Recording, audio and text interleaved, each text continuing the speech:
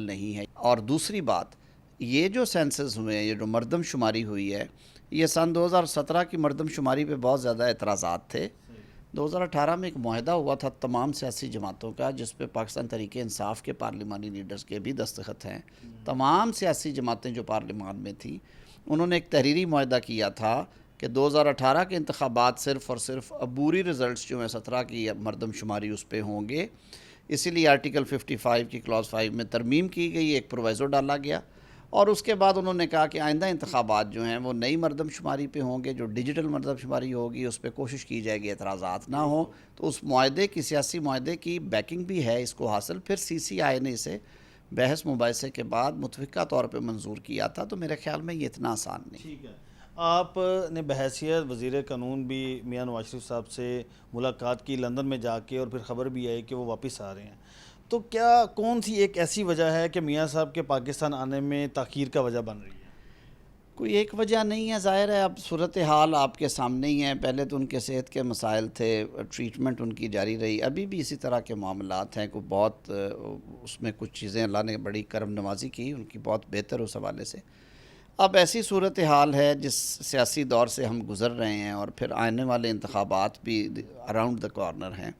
तो ये सारी चीज़ें सामने रखते हुए मेरे ख़्याल में एक मुशावरती इजलास होगा अनकरीब, और उसमें ये तय कर दिया जाएगा कि वो कब आएंगे, और फिर जो लीगल कोर्स है वो क्या होगा, वो उनकी लीगल टीम जो है वो इंशाल्लाह वज़ा करेगी। इलेक्शन से पहले उम्मीद की जा सकती है कि मियां साहब इलेक्शन में आएंगे और इलेक्शन में हिस्सा लेंगे? बिल्कुल, आने वाले इलेक्शन कैंपेन को लीड कायद मुस्लिम लीग नून मियां मोहम्मद नवाज शरीफ साहब करेंगे। सही।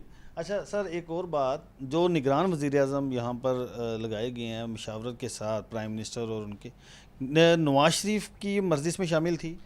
देखिए, जब ये मुशावरत का अमल है, मियां शहबाज शरीफ साहब ने एक बहुत अच्छी रस्म डाली इस्तफ़ा कोलिशन गवर्नमेंट में, कि उन्होंने जो भी फ़ैसले किए हैं, चाहे आइन सिर्फ उनको इख्तियार देता है, कोई बड़ी तकर्रियाँ थी, चेयरमैन नैब की तकर्री थी, इलेक्शन कमीशन की तकर्रियाँ थी, चीफ़ ऑफ आर्मी स्टाफ की तकर्री थी, बावजूद इसके कि वो कायदे-ए-वान के तौर पे आइन कानून उन्हें ये इख्तियार देता है, उन्होंने ना सिर्फ अपने तमाम जो सियासी हलीफ हैं उनसे मुशावरत की, बल्कि उनके हर फ़ैसले में, उनके हर बुनियादी फ़ैसले में कायद मुस्लिम लीग नून मियां मोहम्मद नवाज शरीफ साहब की रजामंदी शामिल थी। उसके बगैर उन्होंने कोई फ़ैसला नहीं किया। यानी निगरान वज़ीर आज़म जो लगाए गए हैं इसमें भी नवाज शरीफ की रजामंदी शामिल है? इसलिए कि वो पॉलिटिकल पार्टी के खालिक हैं। मुस्लिम लीग नून मियां नवाज शरीफ के दम से है। मियां नवाज शरीफ के नाम पे मुस्लिम लीग नून का ये जो फैक्शन है ये उस वक्त बना, और ये पाकिस्तान की बड़ी तरीन सियासी जमात के तौर पे आए। वो कायद हैं इस जमात के, वो सबसे जो एपिक्स लेवल है वहाँ पे बैठे हुए हैं। तो हर सियासी फ़ैसला जो होता है उसमें उनकी रजामंदी, उनकी मुशावरत शामिल होती है। आप पार्टी मीटिंग्स में भी हिस्सा रहे, तो क्या कोई और भी चॉइस थी? काकड़ साहब के अलावा कोई नाम डिस्कस हुआ? ये तय किया गया था कि लोगों की, देखें जब किसी का नाम आता है और फिर बहुत ज़्यादा गर्दिश करता है और अब फ़ैसला नहीं हो सकता, तो कहीं ना कहीं पे आपके दिल में एक ठेस ज़रूर उठती है।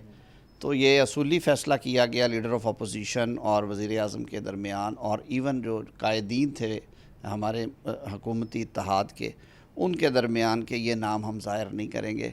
मेरे ख़्याल में ये पर्चा आउट ना ही हो तो बेहतर है।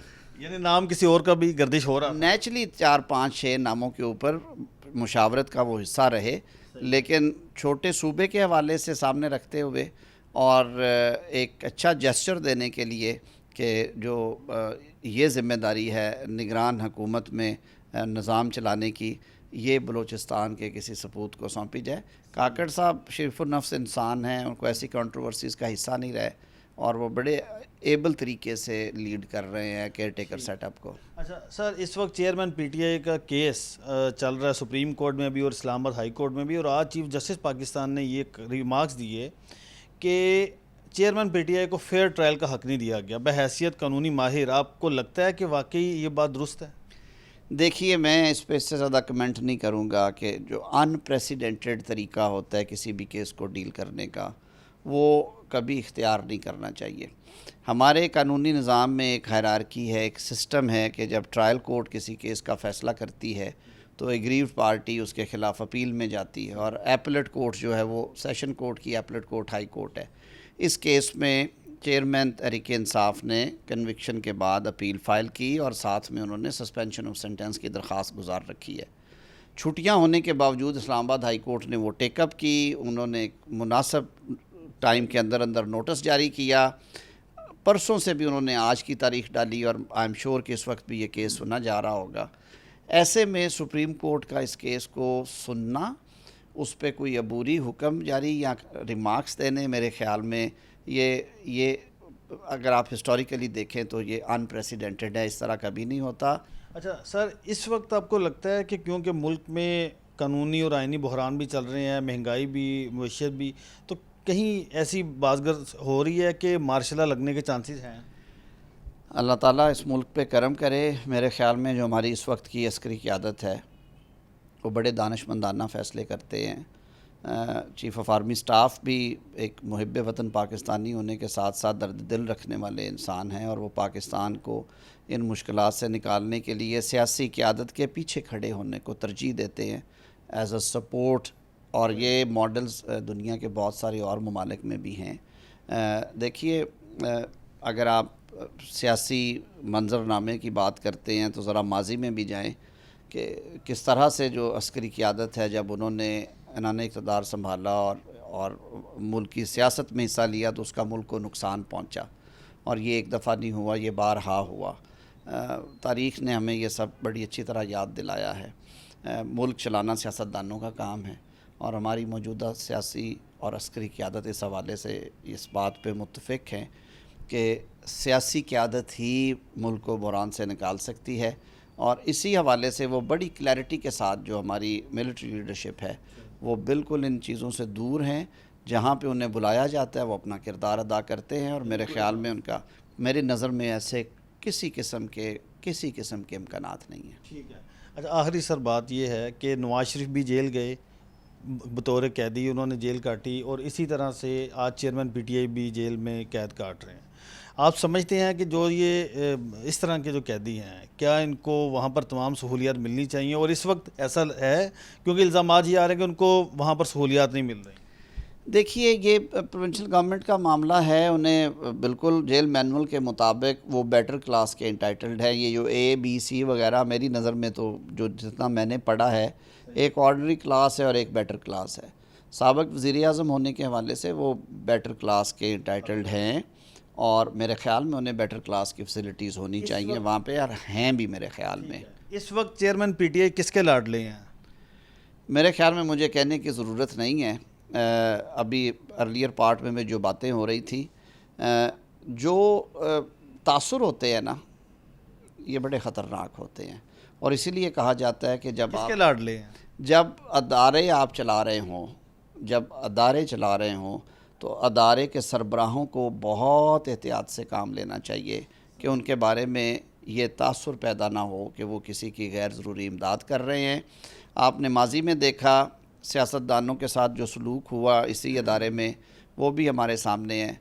आज अगर उसको बैलेंस करना की ज़रूरत थी, ना कि पूरी तरह झुकाव दूसरी तरफ करने से था, क्योंकि 4 साल पहले इन्हीं बेंचेस के सामने जब पॉलिटिकल लोगों के केसेस आए, जब कायद मुस्लिम लीग नून मियां नवाज शरीफ साहब को ताहयात नाअहल करने का हुक्म जारी हुआ जो कि समझ से बालातर था, जब पानामा में उन्हें तनख्वाह ना लेने के ऊपर नाअहल कर दिया गया, जब मियां शहबाज शरीफ की जो ज़मानत की दरख्वास्तें हैं वो 6-6 माह तारीख़ों की नज़र होती रही, जब आहत चीमा को 3.25 साल के बाद रिहाई मिली, जब राना सनाउल्लाह को 15 किलो हेरोइन में एक मुकदमे में नामज़द करके उन्हें जेल के सलाखों के पीछे डाल दिया गया, तो 184(3 तो तब भी थी।